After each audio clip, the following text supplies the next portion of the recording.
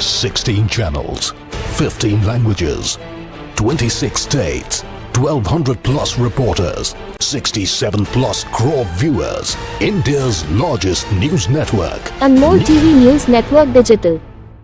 Wagner के बारे में आई नई जानकारियों ने पूरी दुनिया को चौंका दिया है, हैरान कर दिया है। अफ्रीका महाद्वीप के कई देशों पर वैगनर के कब्जे में सोने की खदानें भी मौजूद हैं और इन सोने की खदानों से रूस की कमाई होती है। इसमें वैगनर चीफ का भी हिस्सा फिक्स है और इसलिए अब वैगनर चीफ के खात्मे की पूरी प्लानिंग, ये साजिश पुतिन के कैंप में बहुत तेजी के साथ तैयार की जा रही है।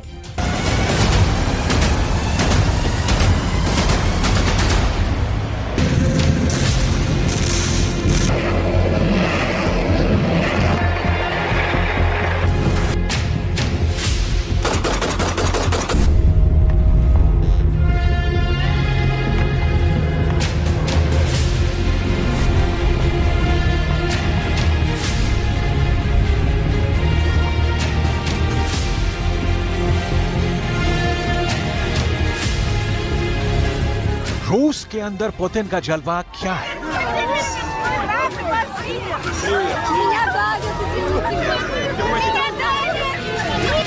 जब पुतिन रूस के स्टेट दागिस्तान पहुंचे तो भीड़ लग गई।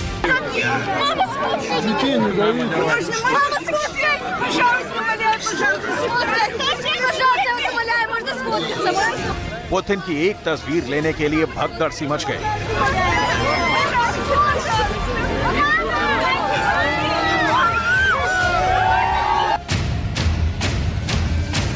इन तस्वीरों से पुतिन आखिर क्या संदेश देना चाहते हैं, इस सवाल का जवाब हम आगे देंगे। और आज आपको अफ्रीका में उन हीरों की खदानों के बारे में भी बताएंगे जिन पर वैगनर लड़ाकों का कब्जा है। कैसे अफ्रीका के बेशकीमती संसाधनों पर वैगनर का पंजा कसा हुआ है, ये सब आपको बताएंगे। लेकिन सबसे पहले बात होगी दागिस्तान से आई इन तस्वीरों की, जो ज़ेलेंस्की को काफी ज्यादा डरा रही हैं।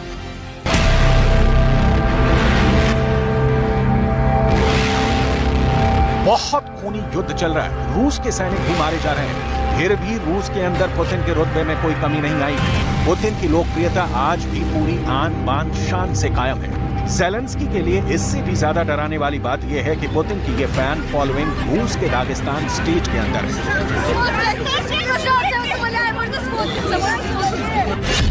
दागिस्तान को रूस की फाइटर फैक्ट्री कहा जाता है, यानी यहाँ पर रूस के वो लड़ाके पैदा होते हैं जो जंग में माहिर माने जाते हैं। अगर यूक्रेन के युद्ध में पुतिन की ताकत को समझना है तो दागिस्तान को समझना भी बहुत जरूरी है। सबसे पहले मैप में दागिस्तान की लोकेशन देखिए। दागिस्तान का इलाका रूस के दक्षिणी हिस्से में आता है। ये रूस का ही एक प्रांत है, लेकिन इसे रूस की सरकार ने गणराज्य की मान्यता दी है। दागिस्तान का एरिया 50,000 स्क्वायर किलोमीटर का है, लेकिन दागिस्तान का कल्चर रूस के कल्चर से अलग है।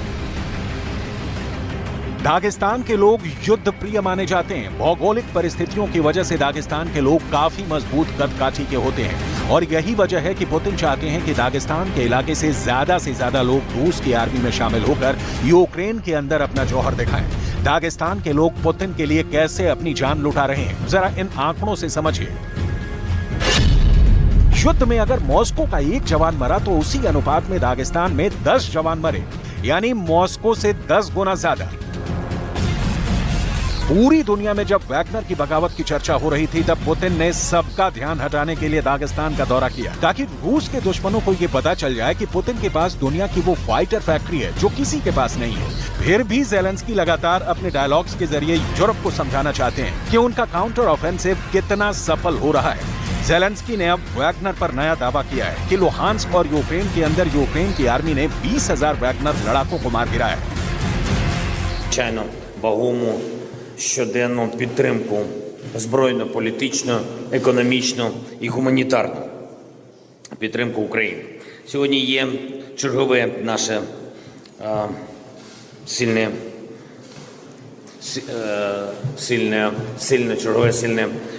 рішення Литви придбати 2 установки протиповітряної оборони «Насамс» для їх передачі Україні. Дуже дякую. Це дійсно нам потрібно. वैगनर चीफ पिरोग्जिन ने जिस तरह दुनिया के खिलाफ बगावत की है, पुतिन को सबसे ज्यादा चिंता दुनिया के 2 दर्जन देशों में फैले वैगनर के नेटवर्क की है।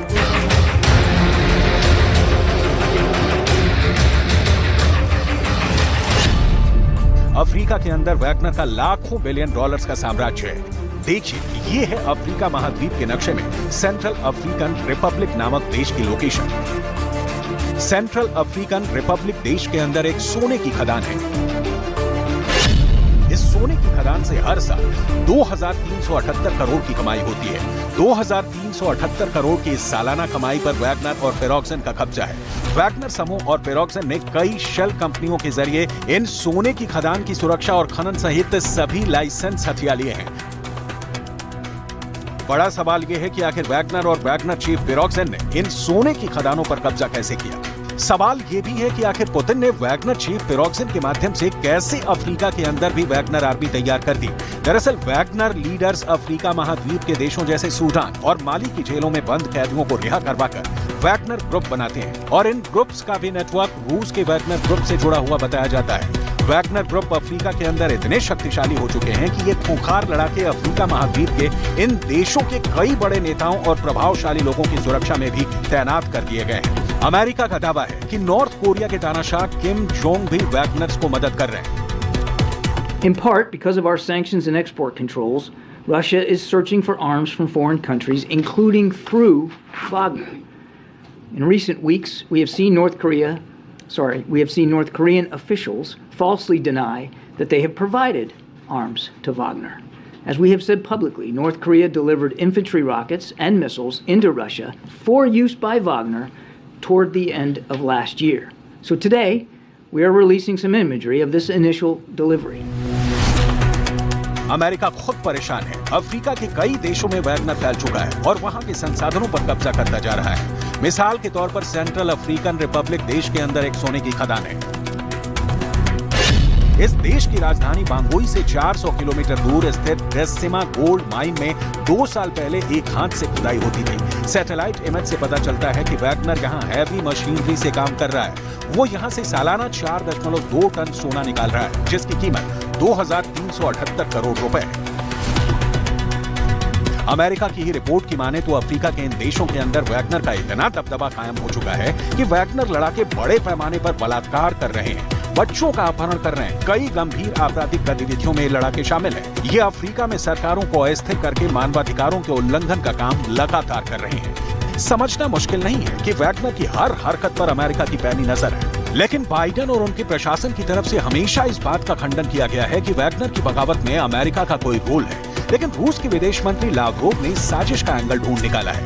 लावरोव ने एक इंटरव्यू दिया है और इस इंटरव्यू में उन्होंने इशारों ही इशारों में कहा है कि बगावत की पूरी स्क्रिप्ट वॉशिंगटन में लिखी गई है। Внутренние дела России не планируют смену режима в России. Это сказал, по-моему, координатор по стратегическим коммуникациям господин Кирби. Но, зная послужной список Соединенных Штатов на предмет смены режимов, ну, такое, конечно, утверждение звучит, но я бы сказал, несколько искусственно. पुतिन को भी ये बात बहुत अच्छी तरह से पता थी कि वैगनर चीफ ने सड़क पर उतरकर जो हिमाकत की है, उसकी सजा सिर्फ और सिर्फ मौत है। इसकी एक वजह ये भी है कि वैगनर के माध्यम से अफ्रीका के संसाधनों पर रूस का कब्जा है और पुतिन नहीं चाहते कि अफ्रीका के अंदर रूस के हितों का कोई नुकसान पहुंचे। इसलिए भी पुतिन चाहते हैं कि वैगनर चीफ फेरोक्सन को मार दिया जाए। बेलारूस के राष्ट्रपति अलेक्जेंडर लुकाशेंको ने एक बयान दिया है कि विद्रोह की हरकत के बाद पुतिन चाहते थे कि किसी भी तरह वैगनर चीफ फेरोक्सन को मरवा दिया जाए, लेकिन समझाए जाने पर वो बहुत मुश्किल से माने। अगर फेरोक्सन को मार दिया जाता तो बात और ज्यादा बिगड़ सकती थी। ये लुकाशेंको ही थे जिन्होंने पुतिन की राय बदलने में बड़ी भूमिका निभाई थी और रूस का विदेश मंत्रालय भी लुकाशेंको की तारीफ कर रहा है। Умелый политик, дипломат, человек, способный оперативно решать многие самые сложные проблемы, нетривиальная задача. И, безусловно, он мог бы внести весомый вклад в достижение мирных договоренностей, но если бы этого хотел киевский режим, который этого... पुतिन पूरी दुनिया में अपने प्रभाव का इस्तेमाल वैगनर आर्मी के माध्यम से करते रहे हैं। पुतिन ने साल 2017 में इन वैगनर लड़ाकों को सीरिया की जंग के लिए भेजा था। वहां इन वैगनर लड़ाकों ने बशर अल असद के लिए काम किया। पुतिन ने वैगनर का प्रयोग अपनी इंटरनेशनल डिप्लोमेसी और कूटनीति के लिए भी किया है। और इसलिए जब वैगनर चीफ ने पुतिन के खिलाफ बगावत कर दी तो पुतिन के गुस्से को संभाल पाना पुतिन के करीबियों के लिए बहुत भारी साबित हो रहा था। पुतिन को सबसे ज्यादा नाराजगी इस बात को लेकर थी कि वैगनर चीफ अमेरिका की कठपुतली बन गया है। ये सारे दावे रूस के विदेश मंत्री लावरोव ने एक इंटरव्यू में किए।